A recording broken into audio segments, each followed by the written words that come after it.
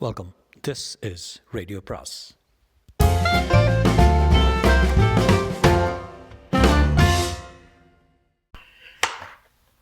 அனைவருக்கும் அன்பு வணக்கம்.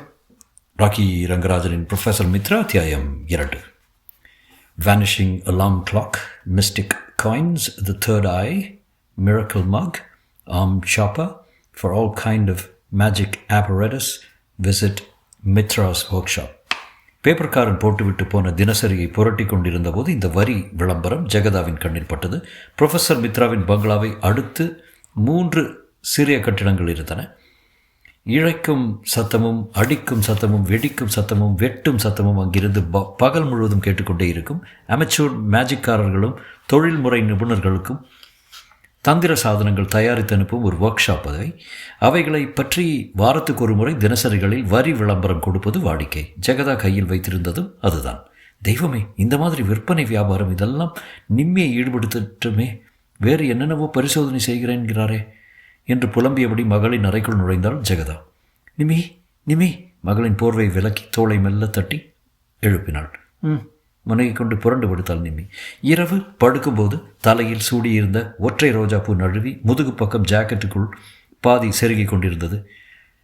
என் கண்மணிக்கு பூ கூட உறுத்தும் என்று தன்னுள் சொல்லிக்கொண்டே அதை வெளியில் எடுத்தாள் ஜெகதா. நிம்மி, காலேஜுக்கு அப்புறம் நேரமாயிடுமே கண்ணே, எழுந்துருமா என்றாள் மீண்டும். மணி என்னாருது?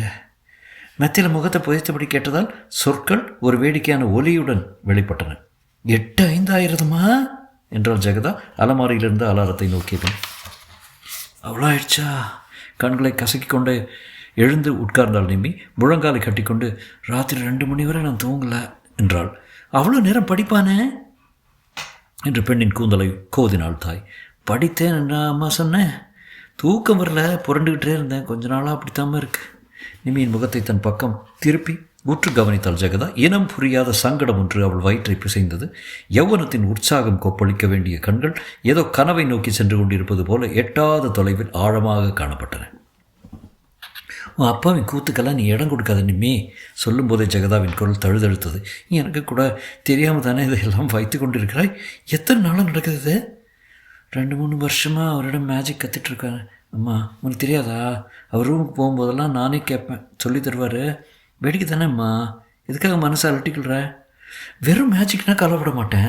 இவர் மனோவசியம் அது இதுன்னு என்னெல்லாம் கற்றுத்தர்றாரு. நீ ஏன் உடம்புற அதுக்கெல்லாம்? அது இப்போ தான் ஆரம்பித்தார், 2-3 மாதம்தான் ஆகுது அம்மா. அது ஒரு ஆச்சரியமான அதிசயமான அனுபவம் என்றாள் நிம்மி. அது எப்படிப்பட்ட அனுபவம் ஆனாலும் என்ன? உனக்கு வேண்டாம், நான் சொல்கிறத கேளு நிம்மி.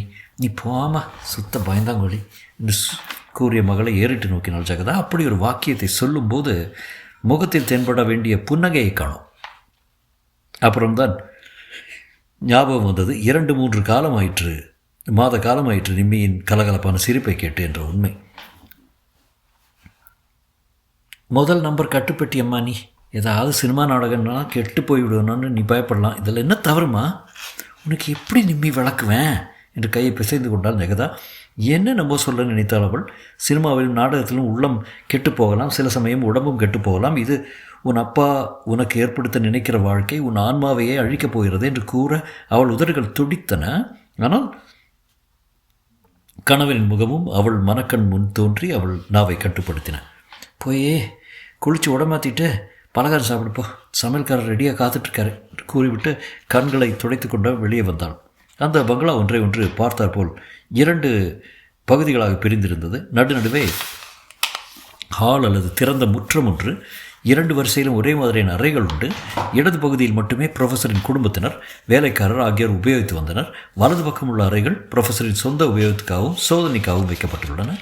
ஜெகதா அந்த பகுதியை நோக்கித்தான் நடந்தாள். ஆனால் அவள் மனத்தில் திட்டம் எதுவும் இருக்கவில்லை. கல் எறிந்த குட்டையாக அவள் உள்ளத்தில் எண்ண அலைகள் முடிவற்று பிரிந்து விரிந்து கொண்டிருந்தன. பளபளக்கும் ஒரு சிறு பொருள் அவள் நடையை நிறுத்தியது. குறித்து பார்த்தாள். மூடி, அழகிய மூடி, சிறிய மூடி, விஸ்கி புட்டியில் அலங்கார மூடி. அருகிலிருந்து அறையை நோக்கினாள். அவள் முகத்தில் சிறிதளவு தெளிவு உதித்தது. அவள் கண்களில் லேசாக ஒளி வந்தது. சாத்தியிருந்த கதவை திறக்க முயன்றால் முடியவில்லை. வெளிப்புறத்திலிருந்து சாவியை நுழைத்து பூட்டியபடி தாழ்பால் அமைப்பு அந்த கதவில் இருந்தது. யார் பூட்டியிருப்பார்கள் என்று அவளுக்கு தெரியும். மெதுவே அதிக ஓசைப்படுத்தி விடாதபடி ஜாக்கிரதையாக தட்டினாள். தட்டலுக்கு பலன் இல்லாது போகவே நீலகண்டன் நீலகண்டன் என்று அடிக்குரலில் கூப்பிட்டு பார்த்தால் அந்த பெயரை 2-3 முறை உச்சரிப்பதற்குள்ளே மேலெண்ணம் உலர்ந்து விட்டது. உள்ளே யாரோ அசைகிற மாதிரி ஓசைகள் கேட்டன. ஆனால் அது யாரும் கதவை திறக்கவில்லை. ஜெகதாம் ஆடிப்பக்கம் அவசரமாக பார்த்துவிட்டு கதவின் சாவித்துவாரம் வழியே உட்புறம் நோக்கினாள். நாற்காலியின் ஒரு பகுதியும் மேஜையின் விளிம்பும் மட்டுமே அந்த துவாரத்தின் வட்டத்துக்குள் புலப்பட்டன.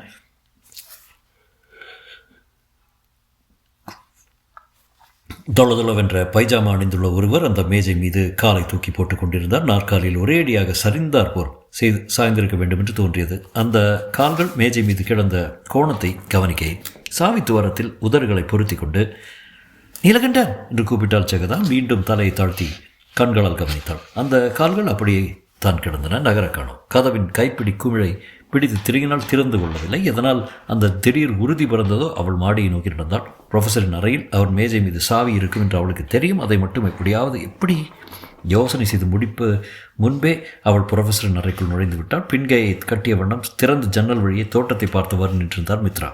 அவருடைய அகலமான முதுகு அந்த அறையை அடைத்த மாதிரி வியாபித்திருந்தது. ஜெகதா உள்ளே நுழையும் சப்தத்தை கேட்டதுமே யாரதே என்று கடுகடுத்தபடி திரும்பினார் அவர். ஜெகதா மிடர் விழுங்கினாள். வேலைக்காரியை பையன் 2 பேரும் மட்டம் போட்டுட்டாங்க, அறையை நாமாவது சுத்தப்படுத்தலாமான்னு வந்தேன் என்று சொல்லி முடிப்பதற்குள் மூச்சு வாங்கியது. சீக்கிரம் செய்ய கூறிவிட்டு திரும்பவும் வெளிப்புறமாய் நோக்கலானார் ப்ரொஃபஸர். சோபாக்களையும் நாற்காலிகளையும் தூசி தட்டினாள் ஜெகதா. மேஜையை அங்குலமாக நெருங்கும் போதெல்லாம் அவளுடைய படபடப்பே அவளை வீழ்த்தி விடும் போல் இருந்தது. மேஜை மீது இருந்த புத்தகங்களை தட்டினாள், அடுக்கி வைத்தால், நகர்த்தினாள். எங்கே சாவி? வழக்கமாய் ப்ரொஃபஸரின் மேஜை மீது இருக்கும் மண்டையோட்டை நகர்த்திய போதுதான் அதன் பல்வரிசையில் மாட்டப்பட்டிருக்கும் சாவி கண்ணில் பட்டது. மெல்ல கழற்றி மேஜை மீது வைத்துக் கொண்டான். சற்று தள்ளியிருந்த குப்பை கூடையை எடுத்து வந்து மேஜைக்கு கீழே ஏந்தி கொண்ட வண்ணம் மேஜையை பிரஷினால் துடைக்கலானால். அப்படி துடைத்து கொண்டே விரட்டென்று அந்த சாவியை, கடவுளை அவள் நினைத்தபடி நேரே குப்பை கூடைக்குள் விழாமல் தரையில் போய் வெளியே விழுந்தது சாவி. இன்னும் ஓர் அங்குலம் தள்ளியிருந்தால் மொசைக் தரையில் விழுந்து கிணிங் என்று ஓசை எழுப்பியிருக்கும். நல்ல காலம் மேஜையின் அடியில் விடிக்கப்பட்டிருந்த சிவப்பு கம்பளத்துக்குள்ளே விழுந்ததால் மொத்தென்று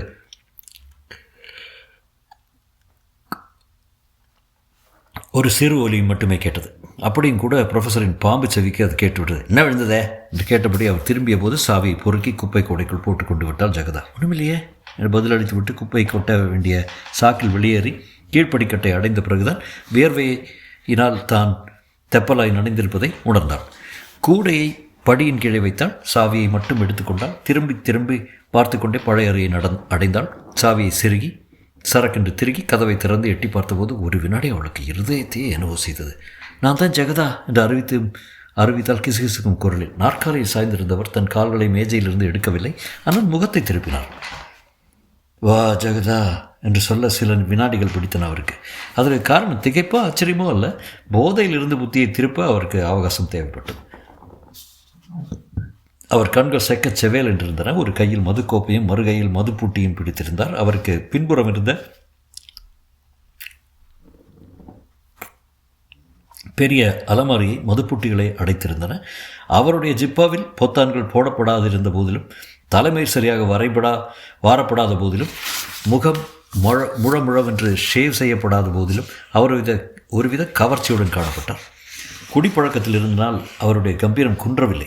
20 வருடங்களுக்கு முன் அவர் எந்த பெண்ணின் உள்ளத்தையும் கிறுகிறுக்க செய்யக்கூடிய வாலிபராக திகழ்ந்தார் என்றால் இப்போது முதிர்ச்சியின் கவர்ச்சி அவரிடம் இருக்கவே செய்தது. தயக்கத்துடன் அவரை நோக்கி சென்ற ஜெகதா அவர் கையில் இருந்த மதுப்புட்டியையும் கோப்பையும் லாகவமாக வாங்கி அலமாரிக்குள் வைத்து கதவை மூடினாள். நீலகண்டன், உங்களோட 5 நிமிடம் பேச வேண்டும்னு வந்திருக்கேன், தயவு பண்ணி காது கொடுத்து கேளுங்க என்றாள். வித் பிளஷர் என்று குறிவிட்டு நாற்காலில் சற்றே நிமிர்ந்து அமர்ந்தார் நீலகண்டன். ஆனால் நீ சொல்வதை கேட்டுக்கிட்டே நான் பாட்டுக்கே. அவர் கை அலமாரியை காட்டியது. வேண்டாம், புத்தி தெளிவோடு எனக்கு வழி சொல்ல வேண்டும். நீங்கள் இந்த 20 வருடத்தில் உங்களை நான் எதுவும் கேட்டதில்லை, இனிமேலும் கேட்கக்கூடிய சந்தர்ப்பம் வரப்போகிறதில்லை. இந்த ஒரு முறை மட்டும் எனக்காக நீங்கள் ஒத்தாசை செய்தாக வேண்டும். கதவை பார்த்து கொண்டே கண்டால் ஜெகதா மூடித்தான் இருந்தது. நீலகண்டன் எழுந்து கொண்டார். தள்ளாடி நடந்து அறையின் மூலையில் இருந்த வாஷ் பேசினில் குழாயை திறந்துவிட்டு குளிர்ந்த தண்ணீரை முகத்தில் பளிர் என்று அடித்து கொண்டார். கைக்குட்டையை நினைத்து பிழிந்து தலையின் மீது ஊற்றிக்கொண்டார். திரும்ப வந்து நாற்காலில் அமர்ந்து சொல்லே என்றபோது அவர் பார்வையில் ஓரளவு தெளிவு ஏற்பட்டிருந்த போதிலும் குரலிலும் குழறல் குறைந்திருந்தது. வெறும் அன்னக்காவடியாக இருந்த என் கணவரை நீங்கள் தான் கை தூக்கி விட்டீங்க.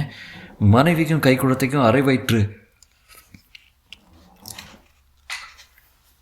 சோறு போடக்கூட லாய்க்கில்லாதவராக தெரிந்து கொண்டிருந்தவருக்கு உங்களுக்கு தெரிந்த வித்தைகளை சொல்லி தந்தீங்க.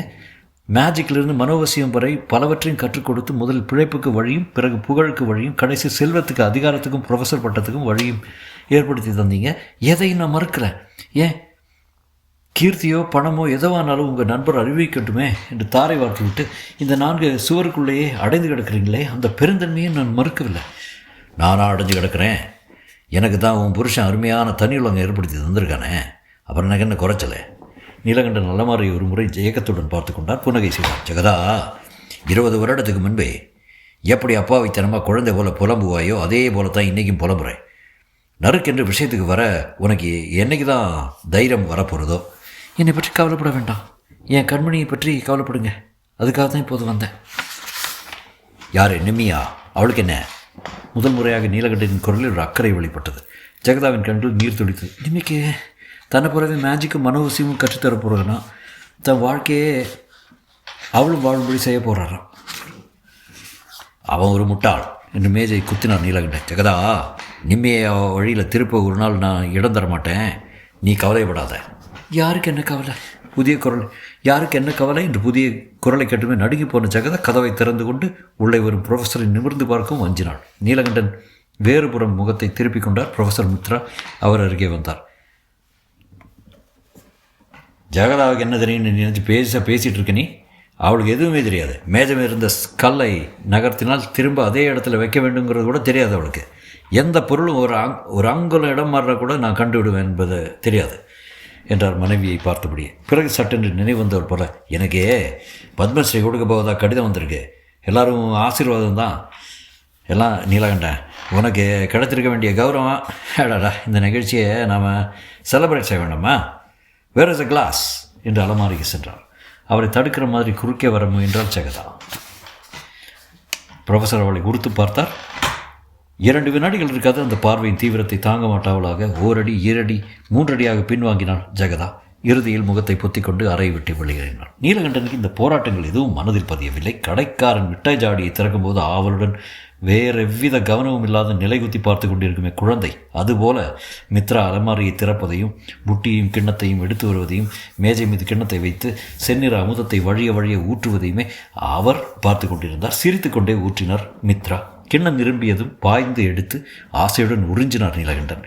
கடந்த சில நிமிடங்களாக அவரிடம் காணப்பட்டிருந்த புத்தி தெளிவு விடைபெற்றுக் கொண்டது. உலகம் கோணலாகவும் கோமாளித்தனமாகவும் தோன்றலாயிற்று. கிண்ணத்தை காலி செய்துவிட்டு மீண்டும் நிரப்ப வேண்டி நீட்டினார் நீலகண்டன். மித்ரா, எவ்வளோ நாளாக கேட்டுட்ருக்கேன், சிவாசிரிகள் விஸ்கி வரவழைச்சு கொடுன்னு. புட்டே 400 ரூபாய்னாலும் பரவாயில்லன்னு வாங்கி வான்னு பல பேரிடம் சொல்லியிருக்கேன். இந்த வாரம் வரும். அது சரி, நான் எவ்வளவு நாளாக கேட்டுக்கிட்டு இருக்கேன், நீ சொல்லித்தர வேண்டிய விஷயம் ஒன்று பாக்கி இருக்குது. திருப்பி கேட்டார் ப்ரொஃபஸர். புருவங்களை சுழித்தார் நீலகண்டன். எதை சொல்கிற? ரீகால் ஆஃப் ஃபெயிண்ட் மெமரிஸ்ன்னு நீயே சொல்லியிருக்கிற, நினைவூட்டினார் ப்ரொஃபஸர். ஆனால் நீலகண்டனின் காலி கிண்ணத்தை நிரப்பவில்லை. மனவசியத்தின் மூலம் ஒருவரை கட்டுப்படுத்தி பல வருடங்களுக்கு முன்பு ஒரு குறிப்பிட்ட தேதி என்று அவர் வாழ்க்கையில் என்ன நடந்தது என்று கூற வைக்க முடியும்னு நீ சொல்லியிருக்க. நினைவில்லை? ஆமாம். என்னென்ன விதத்தில் பயிற்சி செய்தாலும் எனக்கு அந்த அளவுக்கு மனவசிய சக்தி வரும், அதை சொல்லிக்கூட. எவ்வளோ நாளாக தட்டி கழிச்சுக்கிட்டே இருக்க? பாறாங்கல் போல தனக்கும் தலையை 2 கைகளையும் தாங்கி பிடித்து கொண்டார். பாறாங்கல் போல கணக்கும் தலையை 2 கைகளாலும் தாங்கி பிடித்து கொண்டார் நீலகண்டன். மேஜையை நோக்கி அவர் சிரம் கவிழ்ந்திருந்தது. நான் தட்டி கழிக்கலை, நீ நானும் அந்த பயிற்சிகளை செய்யலாமே தவிர பலன் கிடைக்காது என்று தான் சொல்ல வந்தேன்.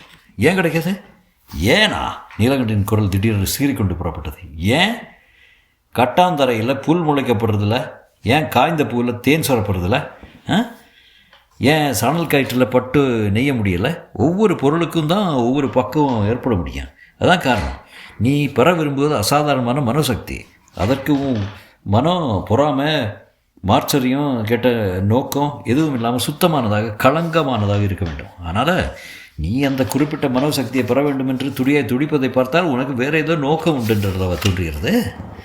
ப்ரொஃபஸர் அவசர அவசரமாக, சேச்சே அப்படி எதுவும் இல்லை என்று கூறியவாறு நீலகண்டன் நீட்டிய கோப்பை நிரப்பினார். சரியே, பயிற்சிகளை எனக்கு சொல்லிக் கொடு. நான் இன்னொருவரை சொல்லி கொடுக்குறேன், அந்த நபருக்கு நீ சொல்கிற குணங்கள் நிச்சயமாக உண்டு என்றார். மதுவை ஒரே மடக்கில் அருந்தி முடித்தார் நீலகண்டன். யாரதே? கோப்பையை மறுபடியும் நிரப்பிவிட்டு, நம்ம நிம்மி தான் என்றார் ப்ரொஃபஸர் மித்ரா. நிம்மி? அவளை பற்றி யாரோ ஏதோ சொன்னாங்களே. நீலகண்டன் யோசித்தார், நினைவு வரவில்லை. இறுதியில் மதுவை சுவைத்தபடி பேசினார். பேஷ், நிம்மி என்றா சரியே, நிச்சயமாக அவளுக்கு கைகூடும். மித்ராவின் கண்கள் குரூரமாக சிரித்து கொண்டிருந்தன. தொடரும்.